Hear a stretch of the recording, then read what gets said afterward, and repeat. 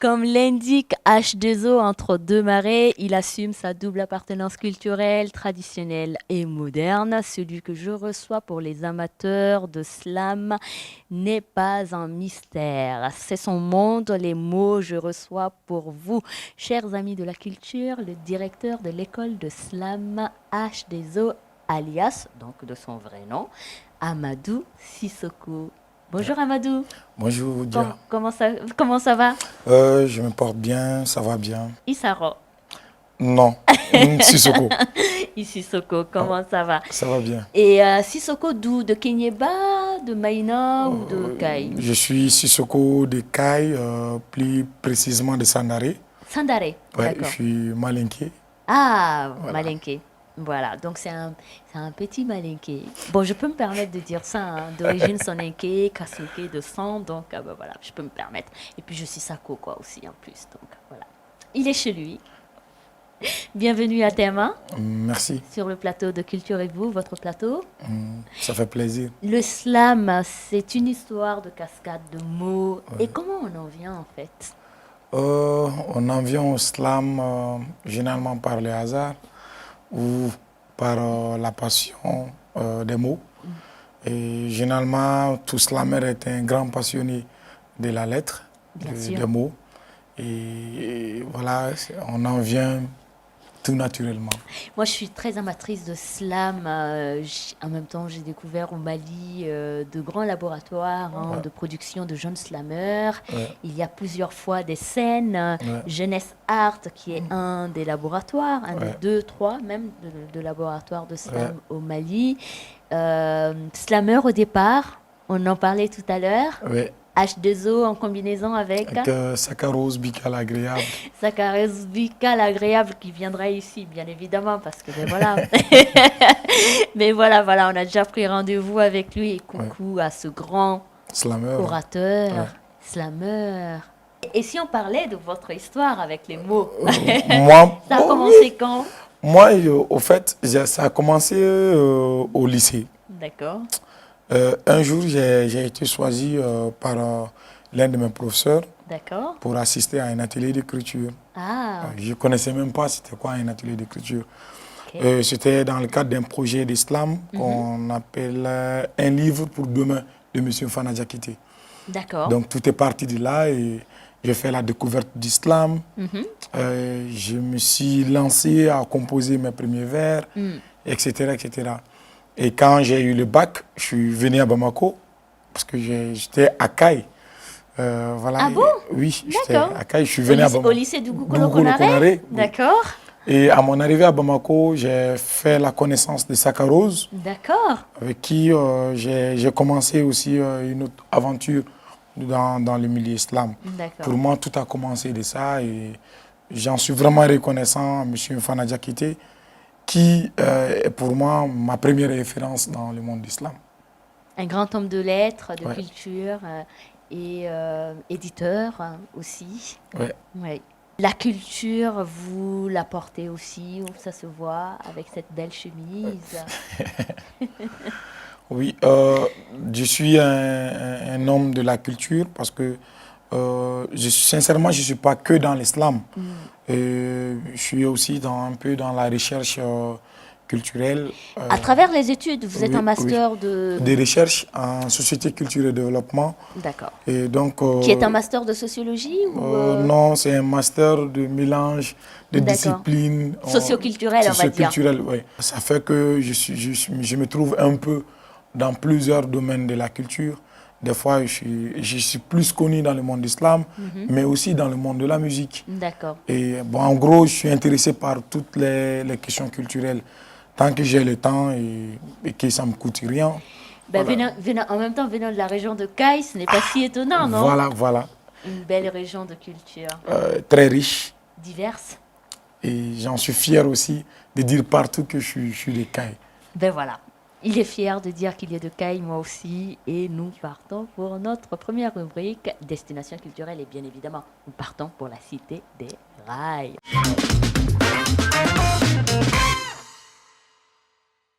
Nous partons à la Cité des Rails, qu'autrefois on pouvait cheminer par train en s'échappant à travers les beaux paysages du Mali le long des rails. Kita la flamboyante, Maïna abritant Bafoulavich Mali Sadio, Djamou l'industriel, berceau des collines jumelles de Magana, à l'étape finale partir pour la chute de Fellou après avoir visité bien sûr le fort de Médine. Voilà, c'était notre destination culturelle dans la belle cité des rails Kaikaso Dundakili Nibudakili. Nous revenons sur ce plateau avec mon invité. Et Kai, on le disait tout à l'heure, c'est une belle région de culture, de musique, Ouais. de danse, Du de théâtre. coiffure aussi. Ouais, de coiffure, de Le théâtre. Djekitemere, Les Djekitemere, ouais, pour les femmes Kasonké. les femmes karsunke. Voilà. Et les magnos, comme on dit. Le dégué, c'est chez nous aussi. Ouais, le Fouton Nugu. Le Futoni Nugo, évidemment, l'emblématique Futoni Nugo. À en parler seulement, on a la bouche Ouais. pleine d'eau. Bon, sans mauvais jeu de mots, hein, au final. Ah, H, ou bien H des eaux. ouais, bon, on se sent bien chez nous. Donc, On est très bien chez nous. quand des Kaïsiens se retrouvent, Évidemment, c'est on naturel. est joyeux et Ouais. puis on est content de faire découvrir cette belle cité, fière cité du Mali. Première capitale Première Mali. capitale du Mali. administrative et Oui, politique. administrative et politique du Mali. Et ensuite, Bamako devient, voilà, Voilà, Bamako, par la suite, par le fait du hasard. Par le fait, bien sûr, par le fait du hasard. On a voulu bien concéder ça aux Bamakois. Nous-mêmes, aujourd'hui, Bamakois, hein, de fait, quand on s'établit quelque part, On n'a pas le choix. on n'a pas le choix. Bamako aussi, c'est notre famille. Voilà, Une grande famille. Une grande famille. Pour tous les Maliens, au final. Hein. Effectivement. Bon, on se sent mieux. On est au Mali, donc on se sent chez nous. Mais voilà. Et quel souvenir d'enfance de Kai? Ouf. J'ai du mal un peu à répondre parce que j'ai plein de souvenirs de Kai. Mais je ne vais jamais oublier durant la forte chaleur. Ah, la chaleur. Oui. Nico, c'est vrai. Et là, du coup, je vous en parle prie. Bambara parce que la chaleur, là. Je vous en prie, je sais là où vous voulez en venir. Voilà. L'affaire de... il faut raconter ça. Bon, il paraît qu'à Kai... Bon, je suis nulle en blague, hein, mais je vais quand même le dire. Il paraît qu'à Kai, quand il fait chaud, jusqu'à le goudron tremble, là, des chaleurs. Quand le margoya... Même le margoya ne passe pas. C'est ça, non? Bon, ça fait aussi la beauté de notre région. C'est vrai qu'il fait, sincèrement, il fait chaud là-bas. Oui. Et moi, j'ai souvenance, durant ces forts moments de chaleur, moi et mes amis, on s'est retrouvés au bord du fleuve Sénégal. Oh, Seigneur, c'était notre plage, c'était notre Miami. Est-ce que vous avez plongé depuis le pont? Eh, Seigneur, il y a des enfants qui font ça. On faisait ça. Et aussi, il y a un coin que tout bon Kaïsien connaît, qu'on appelle Machine. Ah, net machine. Voilà, bon. Machine, c'est un peu à Kaikasso. D'accord. Donc, on s'est retrouvés là-bas. C'était notre Miami, c'était notre plage. Ah, c'est la plage oui. donc de Kai Oui, traditionnelle de Kai. Ah, donc, bon? on passait des fois de 14h jusqu'à 0h, 1h. Voilà. D'accord. On passait presque tout notre moment là-bas. Ah, Seigneur. Les enfants du Mali avec le fleuve, une longue histoire. Et des histoires de bastonnade aussi quand on revient à la maison. Oui. Hein. Ah oui. Arrivé à la maison, on faisait tout. Ben oui, c'est ça. On faisait tout pour que les parents ne sachent pas qu'on vient du fleuve. En revenant, on prend de la terre, ouais. on se met sur soi. Voilà. Mais on revient toujours avec les yeux rouges. Les yeux rouges. Et c'est là où les parents nous prennent. Ah oui. Ben voilà.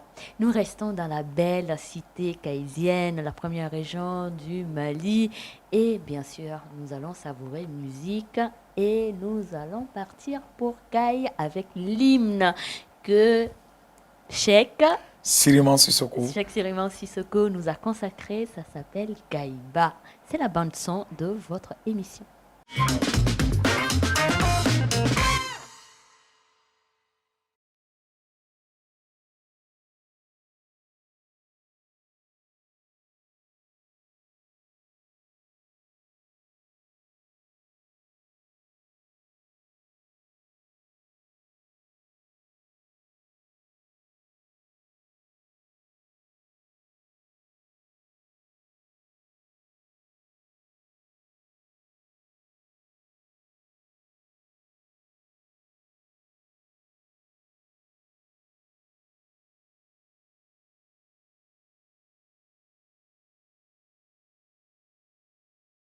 Kaiba, Kadi, Dinbaya, Saferia, Almamia, Almamia, Nteje Tarale, Kaiba.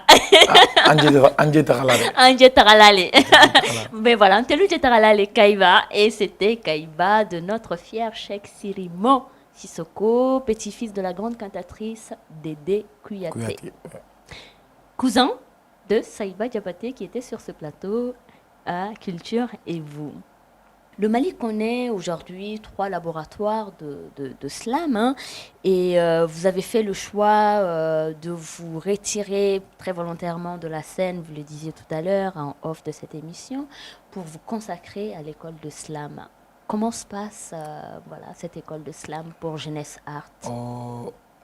D'abord, je félicite mes camarades, mes collègues, mes amis, tous les membres de Jeunesse Art, d'avoir pensé à mettre en place une école dédiée uniquement à l'apprentissage du slam et de me faire le responsable de cette école. Je suis le responsable pédagogique et il y a d'autres personnes qui sont de la direction artistique. Et au fait, l'école d'islam, l'idée nous est venue suite à un constat. Vous savez, le slam est venu au Mali en 2006. De 2006 à maintenant, le nombre de slameurs ne cesse d'augmenter. Donc, soit les slameurs se formaient eux-mêmes dans leur coin, soit ils cherchaient des mentors de gauche à droite. Donc, la demande était trop forte. Nous, on avait des initiatives qui encourageaient les jeunes à faire l'islam. Donc, la demande était forte. Après nos spectacles, les jeunes veulent devenir des slameurs. Et un jour, on a décidé de lancer une école dans le bénévolat, former les jeunes gratuitement. Donc, durant l'école d'islam, c'est 1 mois de formation intensive en slam, donc du matin jusqu'au soir. Bon, au début, l'effectif était pléthorique. Mais à la 2e, 3e édition, nous nous sommes rendus compte que, au fait, il fallait avoir un nombre restreint. Il fallait faire un tri. Voilà, il fallait faire un tri, d'où l'idée d'un casting que nous organisons. Et après le casting, il y a seulement 30 qui sont choisis selon des critères bien définis. Parce qu'on ne peut pas être slammer au moins sans maîtriser son outil de travail. L'outil de travail, c'est un slammer, c'est la langue. Clair. Si vous écrivez en bambara, il faut maîtriser un peu la langue bambara. Il faut savoir mélanger les choses, créer des métaphores, des images en bambara. Et si c'est la langue française, aussi c'est pareil. Même si c'est en anglais, c'est pareil. Donc, et aussi la présence scénique. Est-ce que le slammer est tenté à faire carrière dans l'islam? Parce que notre idée, ce n'est pas seulement de former les gens à faire de l'islam. Aujourd'hui, nous voulons qu'ils rivalisent d'autres slameurs à l'international. Il y a 2 choses qui ressortent dans ce que vous dites. Il y a, c'est-à-dire cet espace d'expression pour les jeunes. Effectivement. Les jeunes Maliens semblent, en tout cas ceux qui vont pour la majeure partie des cas des slameurs qui vont à l'école encore, avaient besoin de trouver cet espace de formation. Et il y a l'autre chose qui est un espace plutôt de compétition et de compétitivité, qui est de former des jeunes talentueux du slam qui puissent compétir avec les plus grands en Côte d'Ivoire, au Burkina Faso, au Sénégal aussi. Nous en sommes déjà fiers parce que quand on regarde la scène slam du Mali actuelle, elle est dominée par des slameurs, au moins que soit moi, personnellement, j'ai mes touches dedans, soit l'association a sa touche dedans. Donc, par exemple, si je prends les défis, les Maralinké, elles font des belles choses actuellement. Elles sont très bien, elles sont basées sur ce plateau. Voilà, elles sont l'une des pionnières du mouvement slam actuel au Mali. Et je les félicite, je les encourage. Et elles sont aussi issues de l'école d'islam. Très bien. Je crois qu'elles font partie de la première promotion de l'école d'islam. Donc c'est une fierté pour nous. À côté de Maralinké, il y a encore plusieurs d'autres filles. Il y a plusieurs autres filles. Il y a femmes Kounandi, qu'on croise. Il y a Château, il y a Blanche Noire, il y a Sali, elles sont nombreuses. De grandes Et poétesses. ce qui me plaît de plus personnellement, c'est l'appropriation du slam par les femmes. Vous voyez, quand on voit de l'autre côté, dans les autres pays, c'est les hommes qui dominent la scène. Tout à fait. Mais au Mali, c'est les femmes Qui domine. qui dominent. Tant mieux. C'est vrai qu'il y a des hommes, il y a des hommes qui dominent aussi, mais les femmes commencent à s'imposer dans ce domaine. Les figures, en tout cas, pour le Mali, on peut affirmer que certaines des figures emblématiques du slam sont des femmes. des femmes. Et aussi, chose à féliciter, c'est la création de notre laboratoire régional d'islam. D'accord. À Ségou, il y a eu le Balanzan Slam. Ah, génial. Voilà, donc ça aussi, c'est un progrès pour le mouvement slam. Après avoir engrainé à Bamako, Voilà, ça commence, les capitales on régionales. commence à s'ouvrir aux capitales régionales. Ouais, Tant donc, mieux pour la jeunesse malienne. et bientôt, peut-être à Caille aussi. Inch'Allah. Ça se passe, enfin, côté médias, culture, etc. Les jeunes de Caille, ils font des choses assez extraordinaires. Hein. Bon, ça, c'est pas subjectif, hein, c'est très objectif. Ouais. On parle de mots et dans cette émission, on vous invite à la lecture. Eh bien, je vais vous proposer de découvrir un petit livre que j'avais dans ma bibliothèque et que j'ai eu envie de vous faire découvrir. Et c'est un livre des éditions Prince du Sahel, du même groupe que TMA bien sûr. Et c'est Romance à Sibi. C'est la rubrique « C'est qu'il fallait lire ».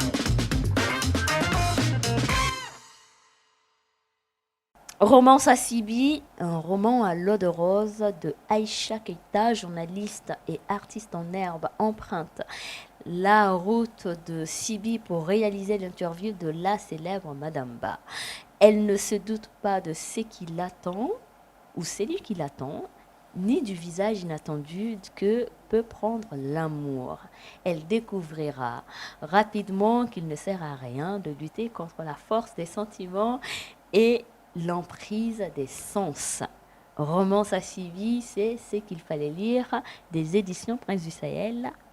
Et c'était avec Zeynab Maïga, l'auteur, avec eux, de ce beau livre Romance à Sibi. Amadou, le livre, c'est une longue histoire.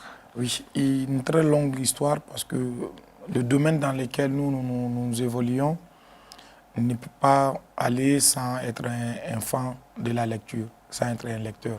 On est clair. Parce que, et même pour se développer dans la vie. oui, hein. oui. Mais en slam, c'est encore, je peux dire, c'est peut-être encore une exigence. Ouais. Parce que tu ne peux pas manier les mots tant que tu ne connais pas les mots. Tant qu'on n'a pas de vocabulaire. Voilà, il faut être très riche en vocabulaire, il faut connaître beaucoup de mots, leur sens, voilà, etc., etc. Et aussi, il faut se confronter à d'autres écrivains. Donc, en lisant, vous allez avoir de belles idées, vous allez confronter vos idées à d'autres écrivains. Donc, ça enrichit le slammer. Ça enrichit l'imaginaire et ça ne peut que porter, en fait. Un plus. C'est un plus. Un plus. C'est un plus. Donc le livre est super important pour nos imaginaires à nous et pour nous permettre de nous construire, bien évidemment. Et les projets culturels Bon, les projets culturels d'ordre personnel, je suis en train de, comme je disais tantôt, je suis master en master 2.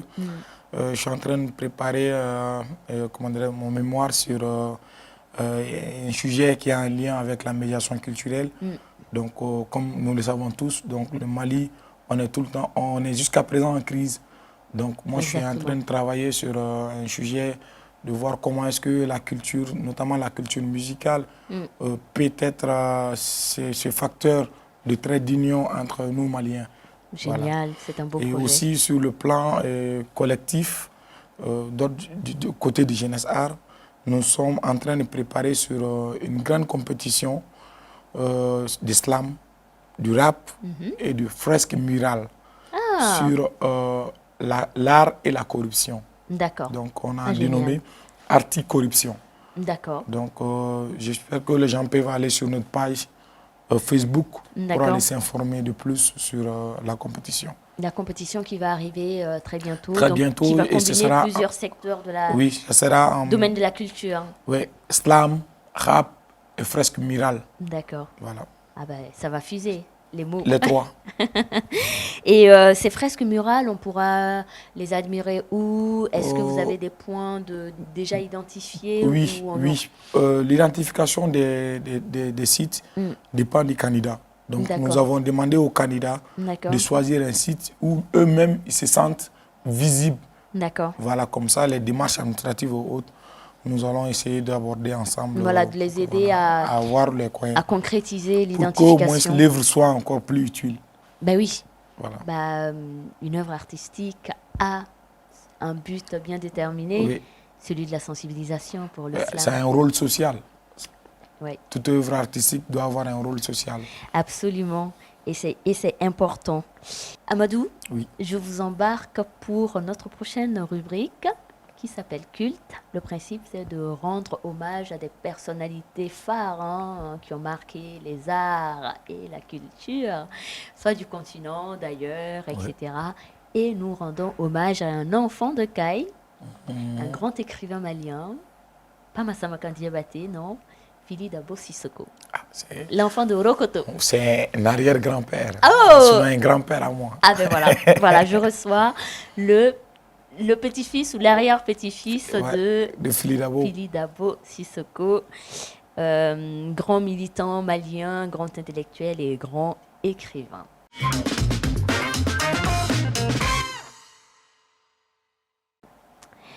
Notre personnalité de la semaine est le Soudanais Fili Dabo Sissoko. Il est né à Orokoto en 1897. Fili Dabo Sissoko est originaire d'une famille de chefs. Son père était chef de canton. Alors que son père le destinait à être marabout, il est inscrit à l'école primaire de Médine à la place de son frère aîné décédé précocement. Il est ensuite reçu à l'école normale à Saint-Louis en 1911. Il termine ses études en 1914 après avoir échoué à l'examen de sortie. Devenu enseignant puis chef de canton, il cofonde le Parti du Rassemblement africain et est condamné à mourir et fusillé sous le régime de Modibo Keïta. Grand écrivain, son œuvre est méconnue jusque dans les années 2000. On peut en citer quelques majeurs. Coup de Saguet, Poème de l'Afrique noire, La savane rouge, Les jeux du destin. C'était notre hommage à l'enfant de Orokoto, Fili Dabo Sissoko, le Malinké. Un mot sur ce révolutionnaire? Filidabo, c'est une inspiration, une fierté. C'est vrai que nous, on n'a pas eu la chance de le voir, mais nous sommes fiers de lui, nous sommes fiers de ses idéologies, nous sommes fiers de son combat. Et il est resté très méconnu des Maliens Oui. jusque dans les années 2000, je l'ai dit tout à l'heure. Un lycée porte son nom Son nom, à aujourd'hui. Bamako, oui. À Bamako. Le lycée Philippe, un des grands lycées hein, d'ailleurs Oui, publics, c'est l'un des grands lycées du Mali. du Mali. On va dire d'ailleurs, comme ça, du Mali. Oui. ouais, ouais, avec un gros effectif, hein, Ouais. qui se débrouille très bien aussi en termes de culture, de slam, Oui, au pôle d'excellence de langue française. j'ai eu la chance d'aller travailler avec les élèves qui font partie du pôle d'excellence. Ouais. J'ai animé une session de slam avec eux. L'année dernière? Non, je crois que c'est en 2015 ou En 2015. 2016. Hein, D'accord. ouais. D'accord. Voilà. En tout cas, c'est très bien tout ce qui se passe là-bas et en même temps, ça permet au Mali de continuer de rendre hommage Ouais. à ce fils du pays. Le chiffre de la semaine, c'est notre rubrique chiffre de la semaine et c'est 1817.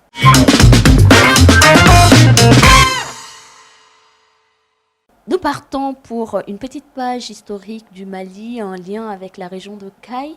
Il s'agit de Ferdinand Duranton, le prince français du Casso, né entre 1797, a vécu entre 1797 et 1838.